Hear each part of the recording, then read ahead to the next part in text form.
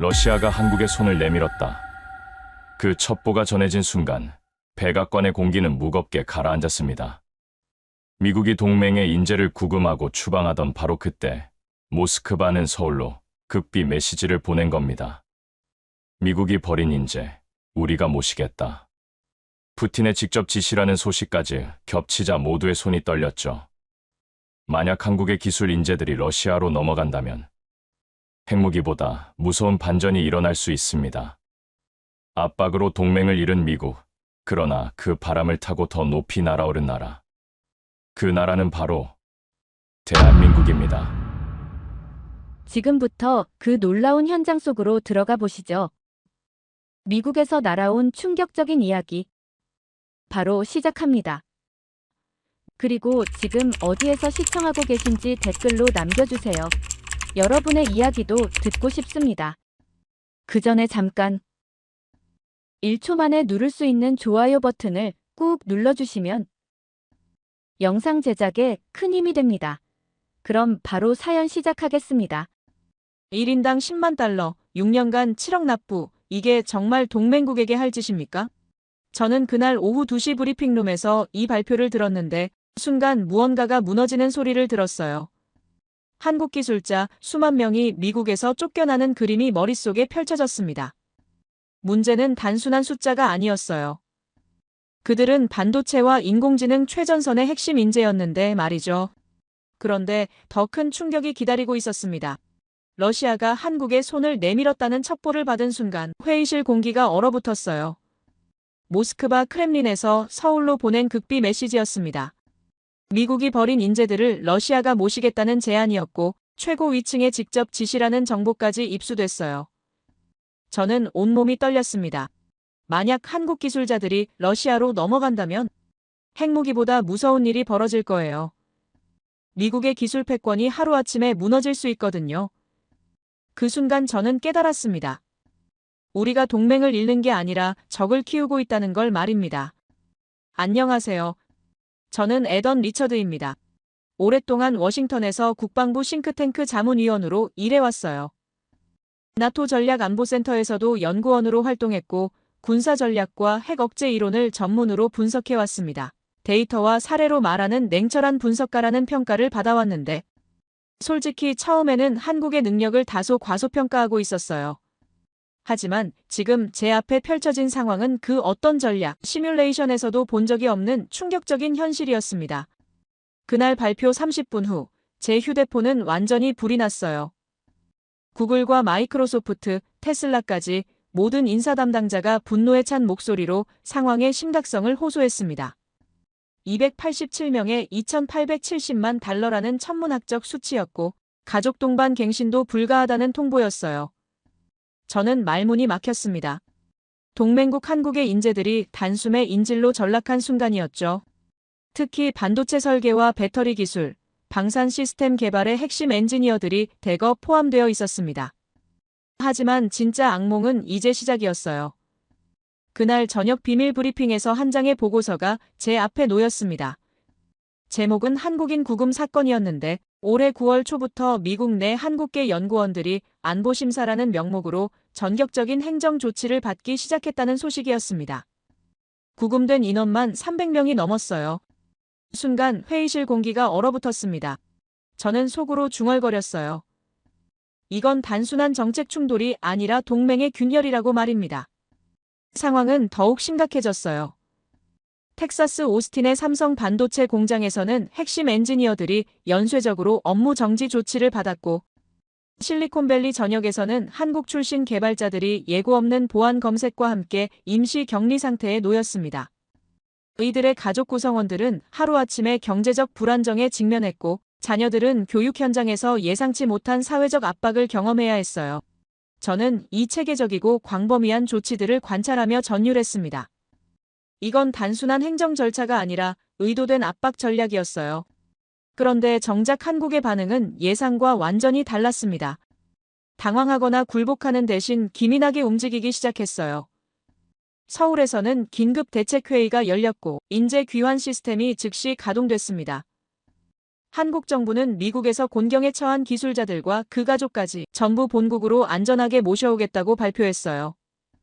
단순한 구호 작업이 아니라 체계적인 정착 지원 프로그램까지 동시에 준비했습니다. 저는 그 뉴스를 보며 소름이 돋았어요. 이건 단순한 대응이 아니라 치밀한 전략이었습니다.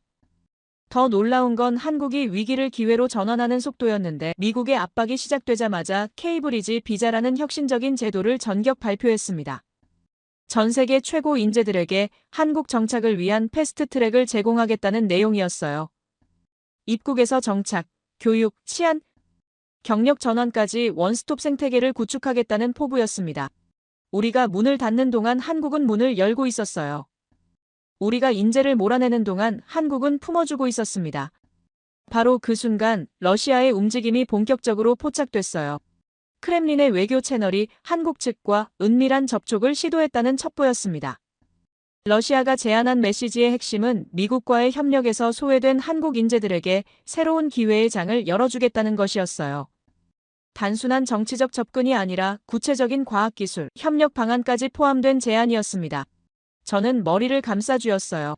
만약 러시아가 한국에 본격적으로 손을 내민다면 이건 단순한 균열이 아니라 판의 완전한 전환이 될 거였습니다. 그날 밤 백악관 지하 회의실에서는 더욱 섬뜩한 계획이 논의됐어요. 앵커체인 프로젝트라는 작전명으로 한국계 고위직 전원을 추방하겠다는 강경책이었습니다. 표면적으로는 한국을 소중한 동맹이라고 언급하면서도 실제로는 경제적 압박을 통해 통제하겠다는 이중적 전략이었어요. 저는 직감했습니다. 이건 단순한 정책 조정이 아니라 체계적인 숙청 작전이었어요. 하지만 아이러니하게도 미국의 강압적 접근은 예상과 정반대의 결과를 낳고 있었습니다. 독일과 프랑스, 캐나다의 우수 인재들까지 한국행을 진지하게 검토하기 시작했다는 보고가 연달아 들어왔어요. 미국 내 빅테크 기업들은 집단적 이탈 조짐을 보였고 각 주정부 경제개발국은 비상경계령을 발령했습니다. 미국이 수십 년간 공들여 구축한 글로벌 인재 네트워크가 단 며칠 만에 균열을 보이기 시작한 거였어요. 저는 그 모든 상황을 실시간으로 목격하며 전율했습니다. 오랜 분석가 생활에서 처음으로 미국이 주도권을 잃는 공포를 느꼈어요. 한국은 더 이상 우리가 알던 작은 동맹이 아니었습니다. 세계 질서를 근본적으로 흔드는 새로운 변수였어요. 그리고 그 변수는 우리가 예상했던 것보다 훨씬 강력하고 치밀했습니다. 미국의 압박은 역풍이 되었고 그 바람의 날개는 한국을 향해 급속도로 퍼져가고 있었어요. 워싱턴, 시각 밤 11시 상무부에서 긴급 보고가 들어왔습니다. 독일과 프랑스, 캐나다 인재들마저 한국행 상담을 시작했다는 충격적 소식이었어요.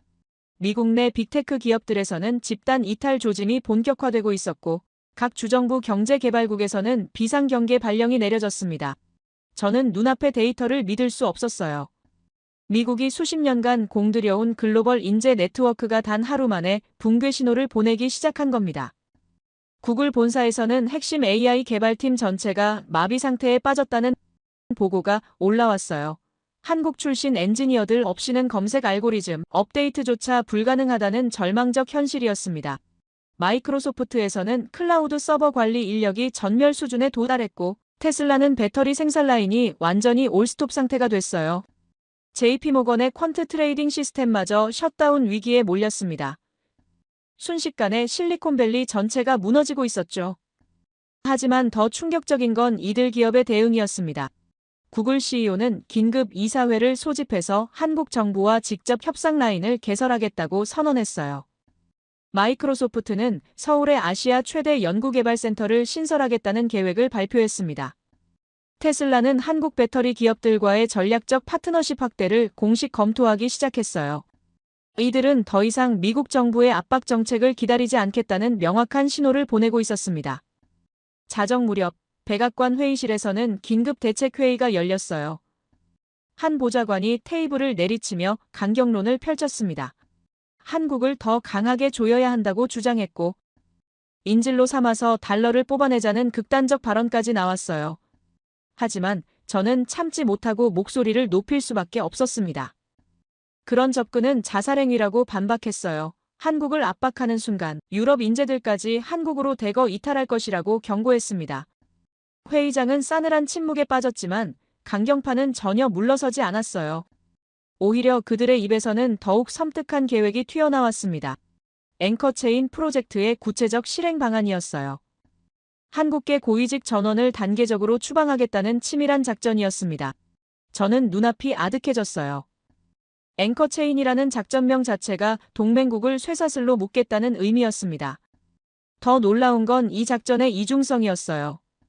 공개적으로는 한국을 소중한 동맹이라고 치켜세우면서 뒤로는 경제적 생명줄을 조르겠다는 음모였습니다.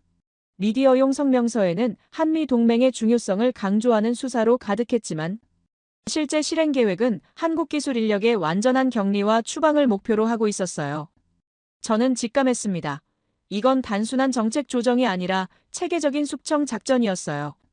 바로 그 시간 한국에서는 정반대의 메시지가 전 세계로 송출되고 있었습니다. 서울 무역센터에서 열린 긴급 기자 간담회에서 K브리지 비자의 정식 도입이 발표됐어요. 세계 최고 인재라면 국적을 불문하고 한국에서 환영하겠다는 전격적 선언이었습니다. 단순한 비자 제도가 아니라 포괄적 정착 생태계를 제공하겠다는 야심찬 계획이었어요. 한국의 대응 속도는 정말 놀라웠습니다. 미국이 문을 닫기 시작한 지 불과 24시간 만에 전 세계를 향해 문을 활짝 열어젖힌 겁니다. 서울과 평택, 울산과 대구를 잇는 거대한 산업 네트워크가 하나의 제조업 별자리처럼 연결됐어요. 각 도시마다 특화된 분야의 연구개발 허브가 구축되고 인재들의 전문성에 따라 최적의 정착지를 매칭해주는 시스템이 가동됐습니다. 더 충격적인 소식이 이어졌어요.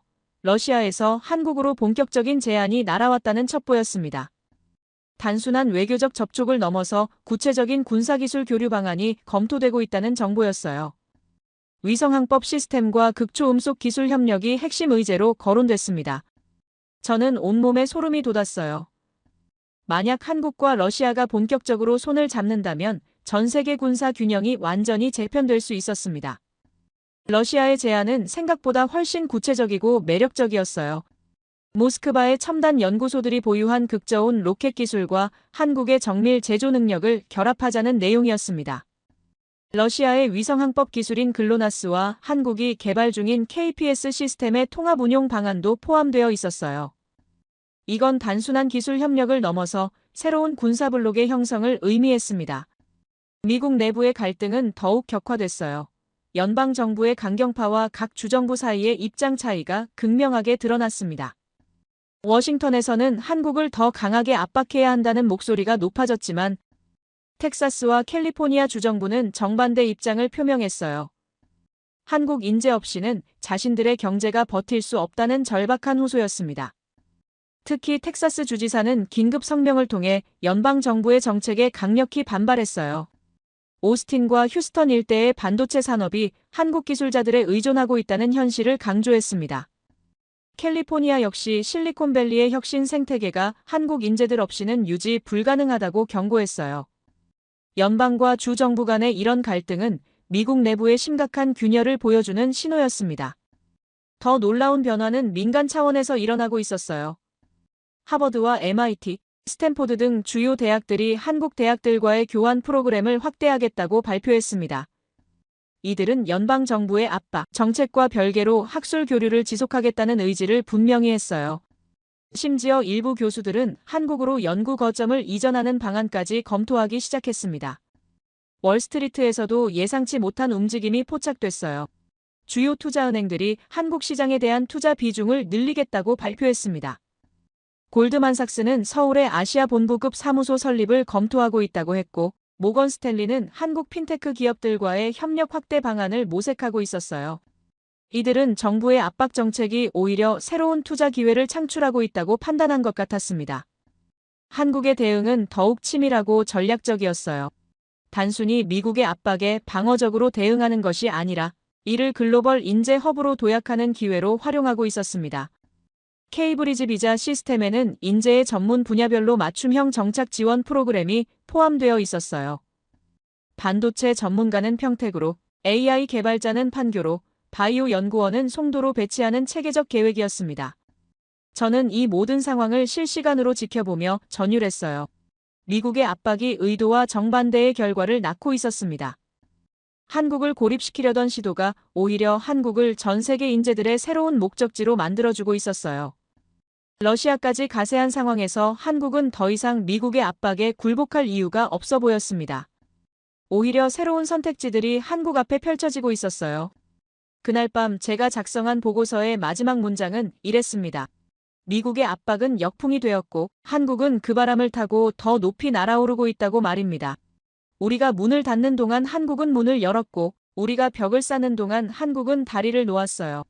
그리고 그 다리 위로 전 세계의 인재들이 몰려들기 시작했습니다. 며칠 후 저는 한 통의 암호화된 이메일을 받았습니다. 보낸 사람은 세르게이 이바노프였어요.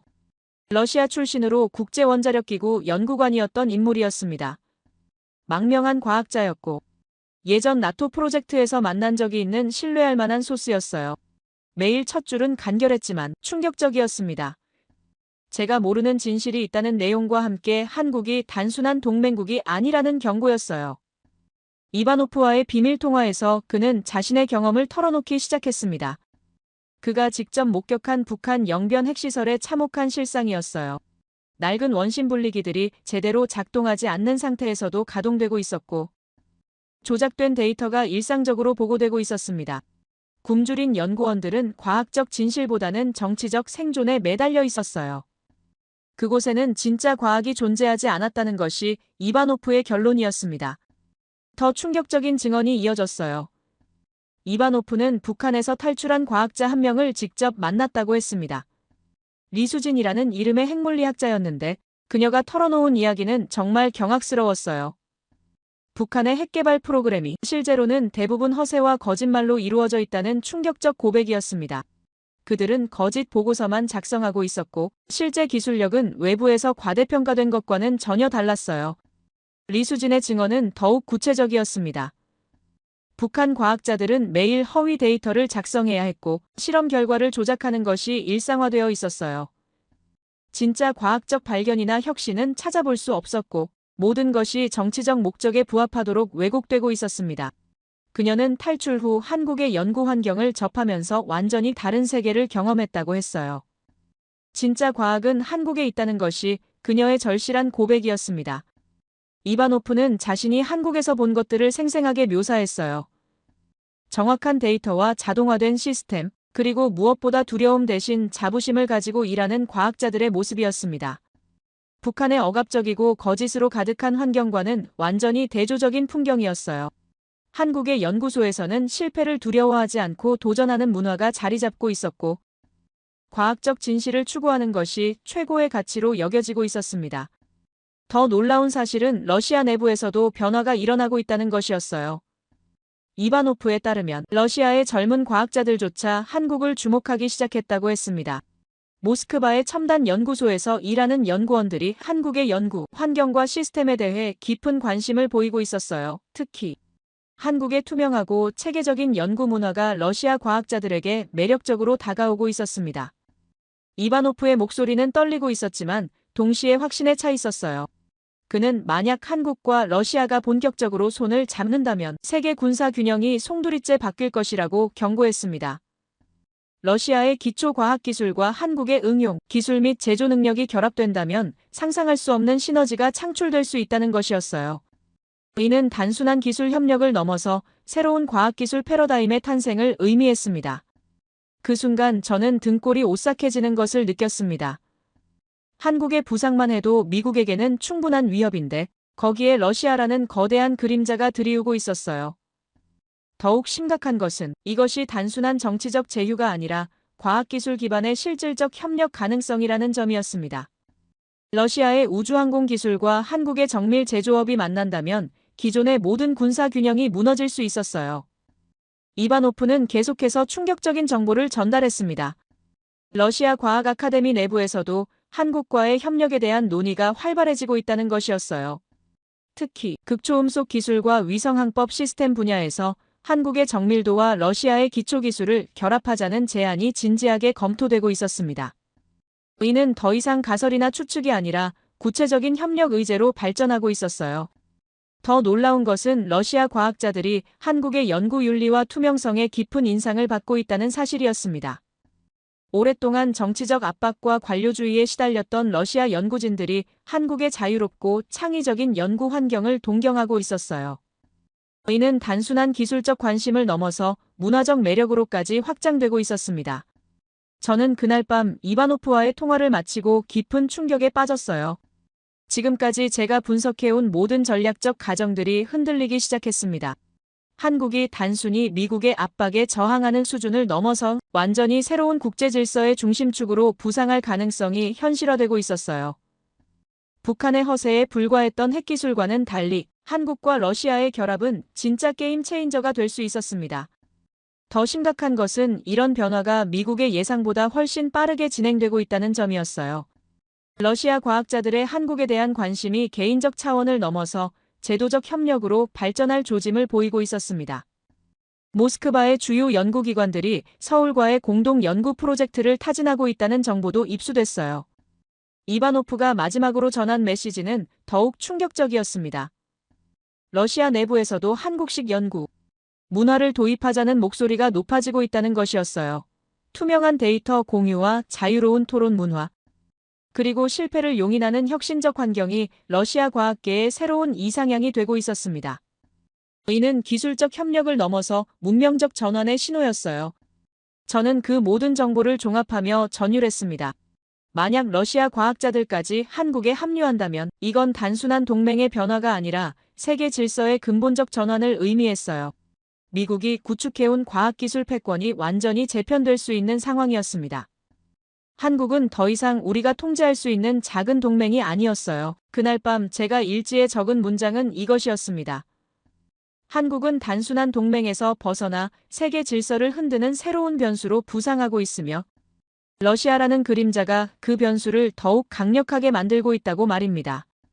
북한의 허세와는 달리 한국과 러시아의 결합은 진짜 과학에 기반한 실질적 위협이 될 수 있었어요. 며칠 뒤 인천공항에서 서울로 향하는 고속도로를 달리며 저는 복잡한 감정에 휩싸여 있었습니다. 솔직히 한국에 대한 제 인식은 여전히 제한적이었어요. 미국의 압박에 굴복할 작은 동맹국 정도로 생각하고 있었습니다. 하지만 지난 며칠간 워싱턴에서 목격한 혼란과 러시아의 접근, 그리고 전 세계 인재들의 한국행 러시를 보며 뭔가 근본적으로 놓치고 있는 것이 있다는 직감이 들었어요. 과연 한국이라는 나라는 대체 무엇이고 어떤 DNA를 가지고 있길래 이런 자신감을 보이는 걸까요? 서울에 도착한 첫날부터 저는 예상과 다른 풍경을 마주했습니다. 도시 전체가 하나의 거대한 데이터 센터처럼 움직이고 있었어요.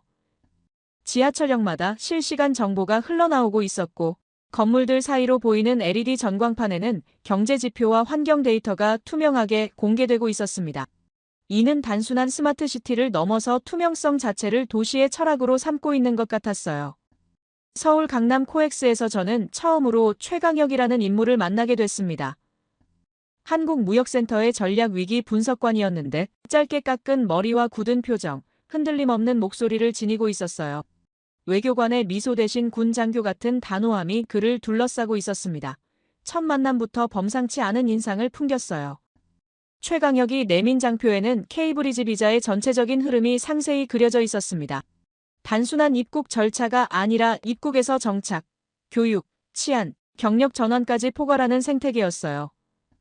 그는 한국이 인재를 고용하는 것이 아니라 정착 생태계 자체를 제공한다고 강조했습니다. 저는 그의 목소리에서 흔한 기업 컨설턴트의 톤이 아닌 작전 브리핑 같은 긴장감을 느꼈어요. 평택 반도체 클린룸 현장 시찰은 정말 놀라웠습니다. 마치 군대의 전술 진지처럼 정밀하게 돌아가고 있었어요. 모든 공정이 분 단위로 관리되고 있었고 온도와 습도는 물론 미세먼지 농도까지 실시간으로 모니터링되고 있었습니다. 작업자들의 움직임조차 최적화된 동선을 따라 이루어지고 있었어요. 이는 단순한 제조업을 넘어서 과학적 정밀성의 극치였습니다. 더 인상적인 것은 이곳에서 일하는 연구진들의 자부심이었어요. 한국 엔지니어들뿐만 아니라 최근 케이브리지 비자로 합류한 독일과 일본 출신 전문가들까지 모두가 같은 열정을 보이고 있었습니다. 그들은 단순히 임금을 받고 일하는 것이 아니라 무언가 더 큰 목표를 향해 나아가고 있다는 느낌을 받았어요. 판교의 퀀트랩은 또 다른 충격이었습니다. 미사일 통제실을 연상시키는 대형 스크린들이 벽면을 가득 채우고 있었고, 수많은 데이터가 실시간으로 흘러가고 있었어요. 오차 없는 연산이 끊임없이 이어지고 있었고, 모든 알고리즘이 군사작전처럼 치밀하게 설계되어 있었습니다. 이곳의 인공지능 시스템은 글로벌 금융시장의 변화를 실시간으로 예측하고 있었어요. 서산 배터리 관리 시스템과 울산 로보틱스 데이터는 코엑스 회의실에서 연구진들과의 심도 있는 분석을 통해 파악할 수 있었습니다. 서산의 열지도 데이터는 마치 전술 지도를 보는 것 같았어요. 모든 배터리 세례 상태가 실시간으로 시각화되어 있었고, 온도 분포와 전압 변화가 색깔로 표시되어 한눈에 파악할 수 있었습니다. 연구진들이 설명하는 기술적 세부 사항들은 정말 경이로웠어요. 울산 로보틱스 시설의 운영 데이터는 더욱 놀라웠습니다. 드론 편대 같은 정밀함으로 수백 대의 로봇들이 하나의 유기체처럼 협조하며 움직이고 있었어요. 야간 무인 점검 시스템이 완벽하게 작동하는 영상을 보면서 저는 소름이 돋았습니다. 각각의 로봇이 독립적으로 판단하면서도 전체 시스템과 완벽하게 동조하는 모습이었어요. 최강혁은 이 모든 시스템의 핵심 철학을 설명했습니다. 권한과 책임은 쌍으로 간다는 서울 표준의 원칙이었어요. 모든 데이터를 투명하게 공개함으로써 신뢰라는 압도적 우위를 확보한다는 전략이었습니다. 군사에서 신뢰는 가장 비싼 탄약이며 한국은 그 탄약을 초당 재보급한다고 설명했어요. 연구진들과의 토론에서 더욱 놀라운 사실들이 드러났습니다. 한국의 기술 발전 속도가 기하급수적으로 증가하고 있다는 것이었어요. 특히 인공지능과 로보틱스 분야에서는 이미 미국을 추월한 영역들이 많다고 했습니다.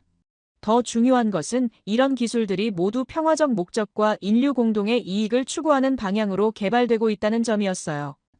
한국 연구진들의 사고방식에서 저는 특별한 DNA를 발견했습니다. 그들은 경쟁을 제로섬 게임으로 보지 않고 상생의 기회로 인식하고 있었어요. 기술 발전을 통해 전 인류가 함께 번영할 수 있다는 확신을 가지고 있었습니다. 이는 미국의 패권적 사고방식과는 완전히 다른 접근이었어요. 최강혁이 보여준 미래 비전은 더욱 인상적이었습니다. 한국이 추구하는 것은 단순한 경제적 성공이 아니라 새로운 문명의 표준을 만드는 것이었어요. 투명성과 신뢰를 기반으로 한 글로벌 협력 모델을 구축하겠다는 야심찬 계획이었습니다. 이는 기존의 패권 질서와는 완전히 다른 새로운 패러다임이었어요. 데이터 분석 과정에서 한국의 숨겨진 저력을 확인할 수 있었습니다. 교육열과 기술 혁신에 대한 열정, 그리고 끊임없는 자기 개선 의지가 이 나라의 근본적 DNA였어요. 한국인들은 실패를 두려워하지 않고 도전하는 문화를 가지고 있었고, 개인의 성취보다 집단의 발전을 우선시하는 가치관을 지니고 있었습니다. 특히 인상적이었던 것은 한국의 장기적 비전이었어요. 단순히 현재의 경쟁에서 이기는 것이 아니라 미래 세대를 위한 지속 가능한 발전을 추구하고 있었습니다. 환경과 기술, 경제와 사회가 조화롭게 발전할 수 있는 모델을 만들어가고 있었어요.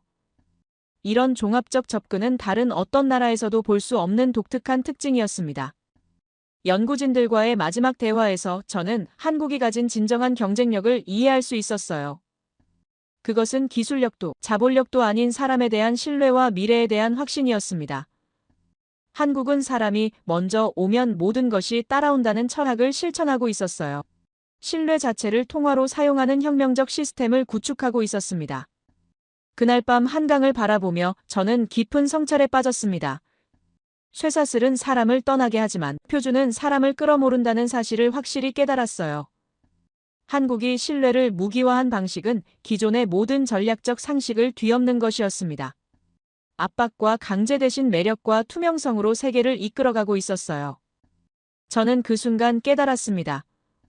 오랫동안 군사력만이 진짜 힘이라고 믿어왔던 제게 신뢰가 전략이 될 수 있다는 사실은 완전히 새로운 패러다임이었어요. 한국은 단순한 기술 강국을 넘어서 새로운 문명의 기준을 제시하고 있었습니다. 그리고 그 기준은 전 세계가 주목하고 따라하고 싶어하는 매력적인 모델이었어요. 성남기지 외곽, 흐린 하늘 아래에서 한국의 KPS 위성 항법 시험이 시작됐습니다. 관제실 스피커에서 울려 퍼진 음성은 명확했어요. GPS 차단이 100% 완료됐다는 보고였습니다. 저는 숨을 죽이고 지켜봤어요. 과연 한국이 미국의 GPS 없이도 정밀 타격이 가능한지 확인하는 역사적 순간이었습니다. 전 세계가 주목하는 가운데 한국의 진짜 실력이 드러나는 시험대였어요. KF-21이 상공에 진입하고 지상의 현무 발사대가 동시에 좌표를 공유하기 시작했습니다. 두 무기 시스템은 서로를 보지도 않았고 직접 연결되지도 않았어요. 그들은 단지 좌표만을 공유했을 뿐이었습니다. 이는 기존의 모든 군사 상식을 뒤엎는 혁신적 접근이었어요. 미국의 GPS에 의존하지 않고도 완벽한 협조가 가능하다는 것을 증명하는 순간이었습니다. 발사 명령이 떨어졌고 순간적으로 저는 숨이 막혔어요. 미사일이 목표물을 향해 날아가는 궤적이 실시간으로 화면에 표시됐습니다. 그리고 놀라운 일이 벌어졌어요. 정확히 명중했을 뿐만 아니라 오차는 1m 이내였습니다. 저는 손으로 데이터를 직접 확인했어요. 산란값과 편착, 보정치 어느 것도 허술하지 않았습니다. 이 순간 저는 완전히 새로운 군사 패러다임을 목격하고 있었어요. 핵무기는 도시 전체를 날려버리지만 한국의 정밀 좌표 시스템은 위험 요소만을 선택적으로 제거할 수 있었습니다. 이는 단순한 기술적 진보가 아니라 전쟁의 개념 자체를 바꾸는 혁명이었어요. 제 머릿속의 모든 군사 교과서가 산산이 부서지는 느낌이었습니다. 시험 종료 후 최강혁이 제게 설명한 내용은 더욱 충격적이었어요. 핵무기는 상대의 결심을 멈추게 하지만 한국의 시스템은 상대의 실행 자체를 불가능하게 만든다는 것이었습니다. 이것이야말로 진짜 억제력이라고 강조했어요. 공포를 통한 억제가 아니라 능력을 통한 무력화였습니다. 저는 그 설명을 들으며 전율했어요. 한국이 핵을 만들 수 있는 능력을 숨기지 않으면서도 핵을 선택할 의도만을 거부한다는 전략이었습니다. 이런 접근 방식이 오히려 더 강력한 억제력을 만들어냈어요. 상대방은 한국의 기술력을 의심할 수 없지만 동시에 핵 위협을 느끼지도 않는 절묘한 균형이었습니다. 바로 그 순간 놀라운 소식이 전해졌어요. 러시아 출신 과학자 이바노프가 한국의 실험을 참관한 후 격찬을 보냈다는 것이었습니다. 그는 한국에서 진짜 과학을 보았다며 깊은 감탄을 표했어요. 북한의 허세와 조작된 데이터와는 완전히 다른 차원의 정밀성과 투명성이라고 평가했습니다. 이바노프의 평가는 단순한 개인적 의견이 아니었어요. 그는 러시아 과학 아카데미 출신으로 핵물리학과 미사일 기술의 전문가였습니다. 그가 한국의 기술을 인정한다는 것은 국제적으로 엄청난 의미를 가졌어요. 특히 러시아와 한국 간의 기술 협력 가능성을 더욱 현실적으로 만드는 신호였습니다. 워싱턴으로 급파한 제 전문에는 단 5단어만 적혀 있었어요. 핵 없는 핵보유국 한국이라는 문구였습니다. 이는 기존의 모든 군사분류 체계를 뒤엎는 새로운 개념이었어요. 한국은 핵무기를 보유하지 않았지만 핵보유국과 동등한 억제력을 확보했다는 의미였습니다. 이 보고서를 받은 워싱턴의 반응은 예상대로 극도로 분열됐어요. 강경파들은 오히려 더 강하게 압박해야 한다고 주장했습니다. 한국의 능력이 강해질수록 더 철저히 통제해야 한다는 논리였어요. 그들은 한국의 기술적 독립이 미국의 전략적 우위를 위협한다고 판단했습니다. 반면 각 주정부의 반응은 완전히 달랐어요. 텍사스와 캘리포니아 주지사들은 한국 인재 없이는 자신들의 경제가 버틸 수 없다고 절박하게 호소했습니다. 실리콘밸리의 기술, 혁신도 텍사스의 에너지 산업도 모두 한국 전문가들에게 의존하고 있다는 현실을 인정했어요. 더 놀라운 것은 미군 내부에서도 의견이 갈렸다는 점이었습니다. 일부 장성들은 한국의 정밀 타격 능력이 오히려 미군의 작전 효율성을 높일 수 있다고 평가했어요. 핵무기에 의존하지 않고도 효과적인 억제력을 확보할 수 있다면 그것이야말로 진정한 군사혁신이라고 판단했습니다. 한국의 KPS 시스템에 대한 분석 결과는 더욱 충격적이었어요. 이 시스템은 GPS보다 정확할 뿐만 아니라 외부 간섭에도 훨씬 강했습니다. 미국이 GPS 신호를 차단하거나 조작해도 한국은 독립적으로 작전을 수행할 수 있었어요. 이는 미국의 기술적 헤게모니에 대한 직접적 도전이었습니다. 더 심각한 문제는 다른 국가들의 반응이었어요. 유럽과 일본, 심지어 호주까지도 한국의 KPS 시스템에 관심을 보이기 시작했습니다. GPS에만 의존하는 것의 위험성을 깨달은 이들 국가들이 한국과의 기술 협력을 검토하고 있었어요. 미국의 기술적 독점이 서서히 무너지는 신호였습니다. 한국의 정밀 타격 시스템이 주는 전략적 의미는 엄청났어요. 이는 단순히 군사적 우위를 의미하는 것이 아니라 완전히 새로운 안보 패러다임의 등장을 알리는 신호였습니다. 대량 살상 무기에 의존하지 않고도 효과적인 억제력을 확보할 수 있다는 가능성을 보여줬어요. 특히 인상적이었던 것은 한국의 일관된 철학이었습니다.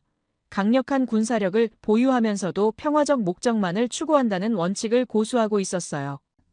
핵무기라는 궁극적 파괴 수단을 거부하면서도 정밀한 억제력으로 평화를 지키겠다는 의지였습니다. 이런 한국의 접근 방식은 국제사회에서도 큰 호응을 얻고 있었어요.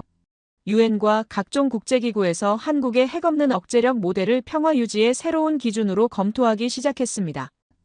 이는 기존의 핵 억제 이론을 근본적으로 재검토해야 할 필요성을 제기했어요. 러시아 과학자들의 한국에 대한 관심도 더욱 구체화되고 있었습니다. 이바노프를 포함한 여러 연구자들이 한국의 투명하고 정밀한 기술 개발 과정에 깊은 인상을 받았어요. 그들은 한국과의 협력이 과학 발전에 새로운 전기를 마련할 수 있다고 판단했습니다. 제가 그날 워싱턴에 보낸 최종 보고서는 명확했어요. 한국은 더 이상 미국의 보호가 필요한 약소국이 아니라는 내용이었습니다. 오히려 독자적인 기술력과 억제력을 바탕으로 새로운 안보 질서를 만들어가고 있었어요. 핵없는 핵보유국이라는 전례 없는 지위를 확보한 것이었습니다. 이 모든 변화를 지켜보며 저는 깊은 충격에 빠졌어요. 한국이 보여준 기술적 혁신은 단순한 군사적 성취를 넘어서 전쟁과 평화에 대한 근본적 사고의 전환을 요구하고 있었습니다. 파괴가 아닌 정밀함으로, 공포가 아닌 능력으로 평화를 지키는 새로운 모델이었어요. 그날 밤 제가 일지에 적은 마지막 문장은 이것이었습니다. 한국은 핵무기 없이도 핵보유국보다 강력한 억제력을 만들어냈고, 이는 인류 역사상 가장 혁신적인 군사 철학의 승리라고 기록했어요. 미래의 안보는 더 이상 파괴력이 아니라 정밀력에 달려있다는 사실을 한국이 증명해 보인 것이었습니다. 워싱턴 산무부 조간 브리핑, 뭔가 심상찮은 분위기가 감돌고 있었습니다. 반도체 생산 지표가 지난달 대비 12% 하락했다는 보고였어요. 텍사스 오스틴 공장들의 가동률이 눈에 띄게 떨어지고 있었고, 캘리포니아 에너지 관련 업종에서도 비슷한 정체 현상이 나타나고 있었습니다. 처음에는 단순한 계절적 변동이라고 생각했어요. 하지만 데이터를 자세히 들여다보니 놀라운 공통점이 발견됐습니다. 문제가 발생한 모든 분야에 한국 전문가들이 핵심적으로 관여하고 있었다는 사실이었어요. 설마 한국 때문에 이런 일이 벌어지고 있는 건 아니겠죠? 저는 처음에는 믿을 수 없었습니다. 고작 몇천 명의 한국 기술자들이 미국 경제 전체를 흔들 수 있다는 게 말이 되나요? 하지만 데이터는 거짓말하지 않았어요. 한국인 기술자들이 업무를 정지당하거나 떠난 분야마다 생산성이 급격히 떨어지고 있었습니다. 이는 단순한 우연이 아니라 구조적 의존성을 보여주는 명확한 신호였어요. 더 놀라운 소식이 이어졌습니다. 삼성이 미국 내 투자 계획을 전면 재검토하겠다고 발표한 것이었어요. 공식적으로는 사업 환경 변화에 따른 정상적 검토라고 했지만 그 타이밍이 심상찮았습니다. 이어서 현대차와 기아가 조지아 확장 프로젝트를 일시 중단한다고 발표했어요. SK그룹마저 미국 사업 포트폴리오 재편을 검토한다는 성명을 냈습니다. 총 22개 한국 기업이 동시에 비슷한 발표를 내놓은 것은 우연이 아니었어요. 이들은 공동 성명을 통해 미국 내 투자 환경의 급격한 변화에 대응해야 한다고 밝혔습니다. 겉으로는 정중한 표현이었지만 실제로는 체계적인 투자 철수 신호였어요. 한국 기업들이 미국에 더 이상 의존하지 않겠다는 명확한 메시지였습니다. 미국 내 반응은 즉각적이었어요. 각 주정부 경제개발국에서는 비상 연락이 쏟아졌습니다. 텍사스 주지사는 긴급 성명을 통해 한국 기업들과의 협력 관계를 유지하겠다고 발표했어요. 조지아 주정부는 현대차 공장 확장을 위한 추가 인센티브 패키지를 제시했습니다. 하지만 이미 때는 늦어 보였어요. 반면 한국에서는 완전히 다른 풍경이 펼쳐지고 있었습니다. 서울 동대문 디자인 플라자의 대형 스크린에서는 실시간 경제 데이터가 투명하게 공개되고 있었어요. 투자 의향서 접수 현황부터 수주 잔고, 신규 고용 창출까지 모든 지표가 분 단위로 업데이트되고 있었습니다. 숫자가 오를 때마다 시민들의 환호보다 먼저 신뢰지수가 치솟았어요. 한국의 투명성 정책은 정말 혁신적이었습니다. 주요 기업들이 생산 공정의 실시간 데이터를 공개하기 시작한 것이었어요. 수율과 불량률, 납기 준수율까지 모든 것이 투명하게 드러나 있었습니다. 현장에서 마이크를 잡은 기업 CEO들은 숫자는 거짓말하지 않는다며 완전한 투명 경영을 약속했어요. 이런 투명성은 전 세계 기업들에게 새로운 기준을 제시했습니다. 유럽과 일본의 주요 기업들이 한국식 투명 경영 시스템 도입을 검토하기 시작했어요. 독일의 지멘스는 한국과 공동으로 투명 공급망 관리 시스템을 개발하겠다고 발표했습니다. 일본의 도요타 역시 한국의 실시간 품질 관리 시스템에 깊은 관심을 보였어요. 백악관 상황실에서는 강경파들이 더욱 극단적인 조치를 주장했습니다.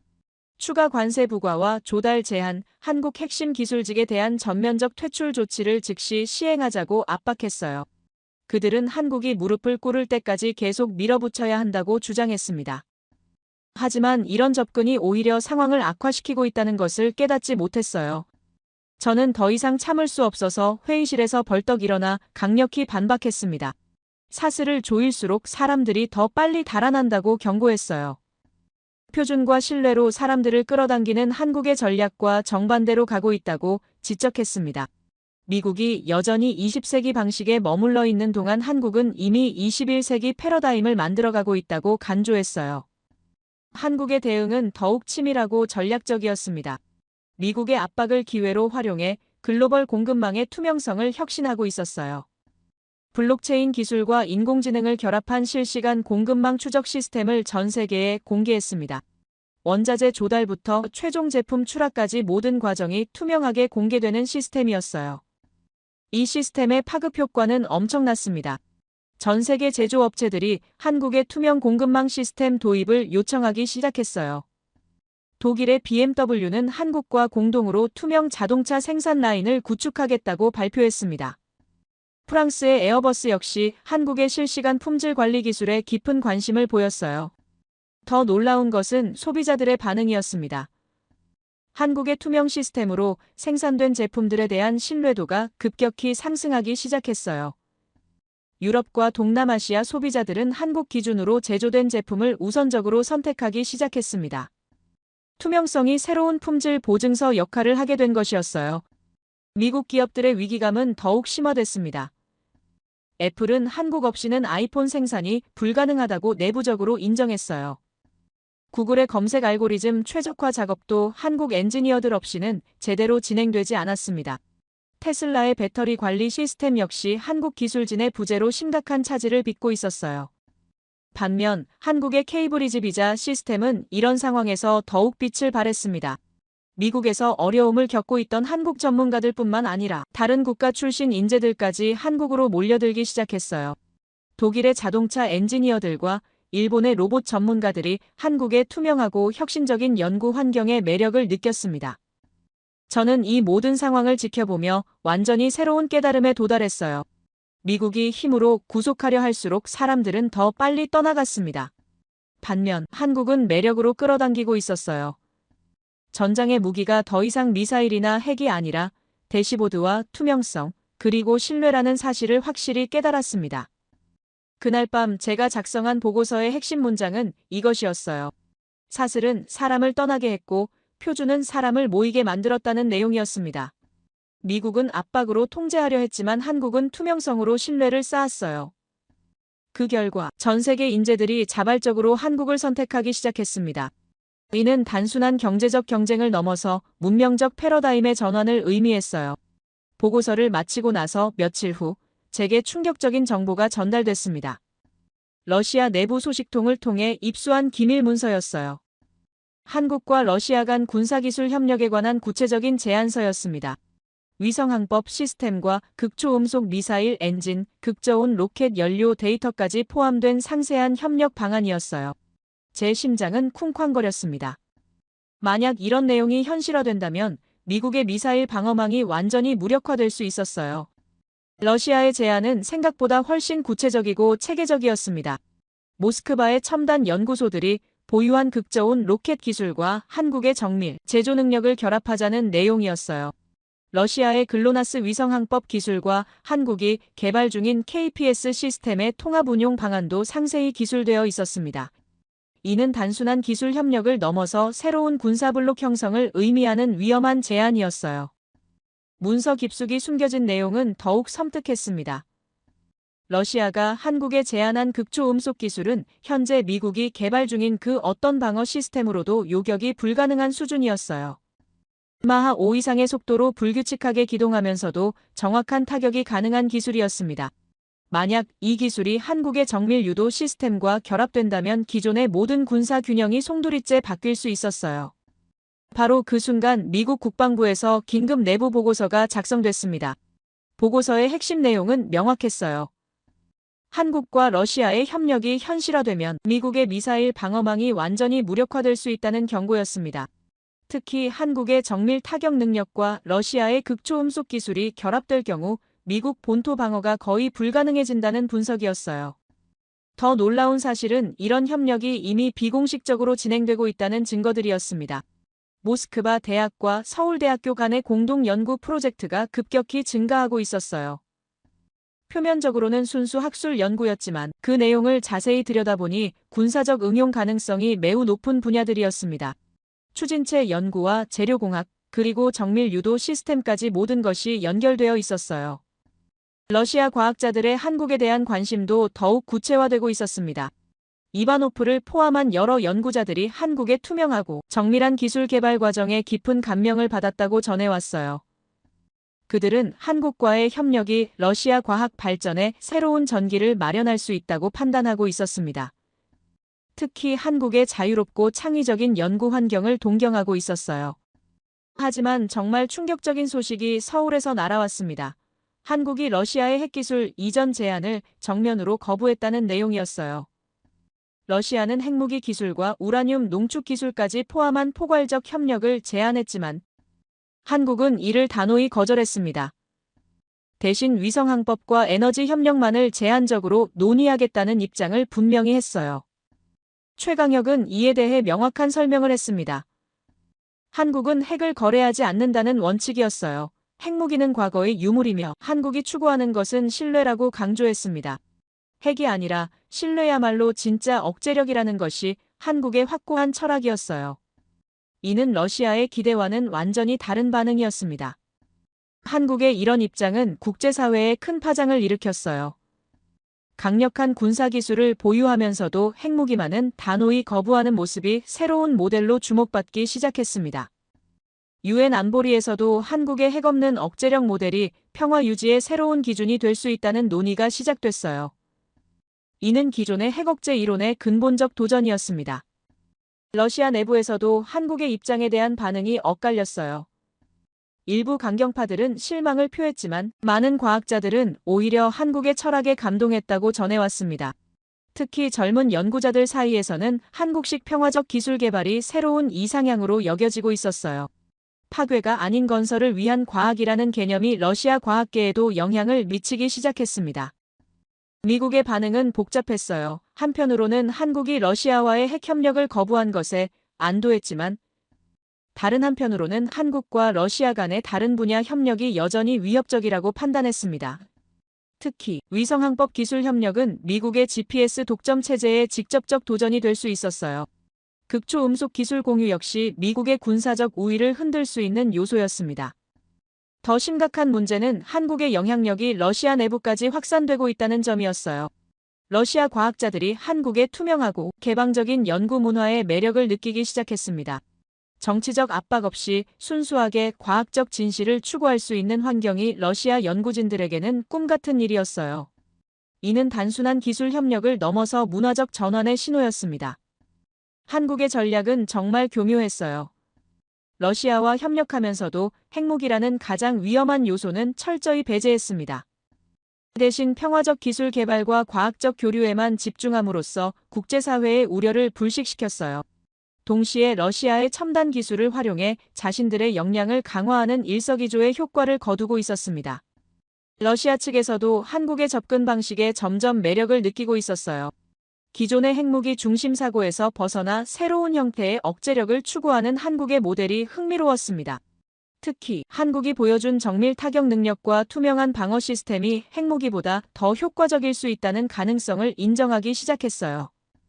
한국과 러시아 간의 실질적 협력 분야도 점차 구체화되고 있었습니다.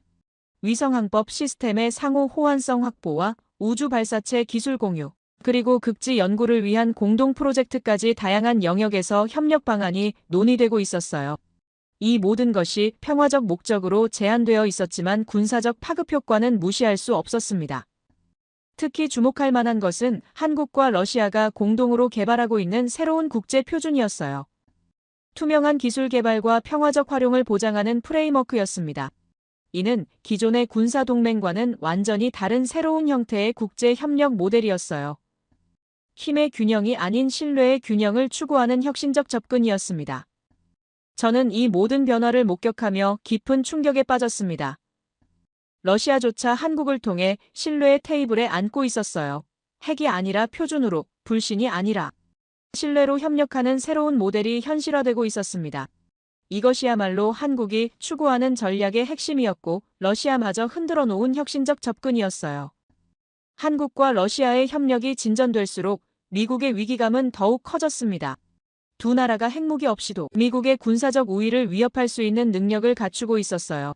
특히 한국의 정밀 기술과 러시아의 기초 과학이 결합된다면 예측 불가능한 변수가 될 수 있었습니다. 이는 미국이 가장 두려워하던 시나리오의 현실화였어요. 더욱 놀라운 것은 이런 협력이 다른 국가들에게도 영향을 미치기 시작했다는 점이었습니다. 중국과 인도, 브라질까지도 한국의 핵없는 억제력 모델에 관심을 보이기 시작했어요.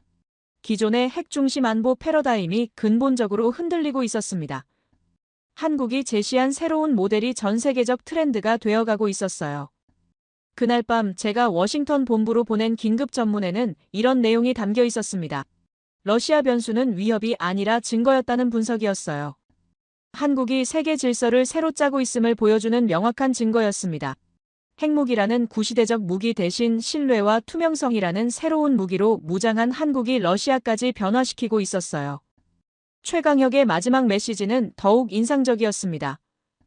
한국은 핵 대신 신뢰를 선택했고 그것이야말로 진짜 억제력이라는 확신에 찬 선언이었어요.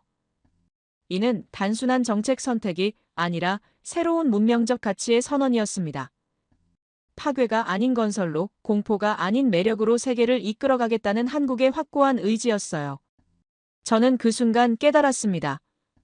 한국이 러시아와 맺는 협력은 단순한 양자 관계가 아니라 새로운 국제 질서의 출발점이라는 사실을 말입니다. 핵무기 중심의 기존 패러다임을 넘어서 신뢰와 투명성 기반의 새로운 질서가 태동하고 있었어요. 그리고 그 중심에는 한국이 우뚝 서 있었습니다.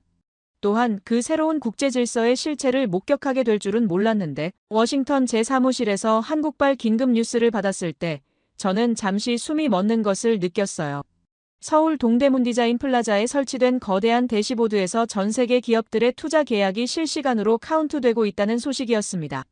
그리고 그 숫자들이 상상을 초월하는 규모로 치솟고 있었죠.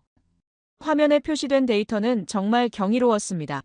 신규 투자 유치액이 412조 원을 돌파했고 글로벌 공급망 계약이 198조 원에 달했어요. 신규 고용 창출 효과까지 합산하면 91조 원이 추가됐습니다. 총합계는 701조 원이라는 천문학적 숫자였어요. 하지만 진짜 의미는 단순한 숫자가 아니었습니다. 모든 계약이 투명 대시보드를 통해 실시간으로 검증 가능하다는 사실이었어요.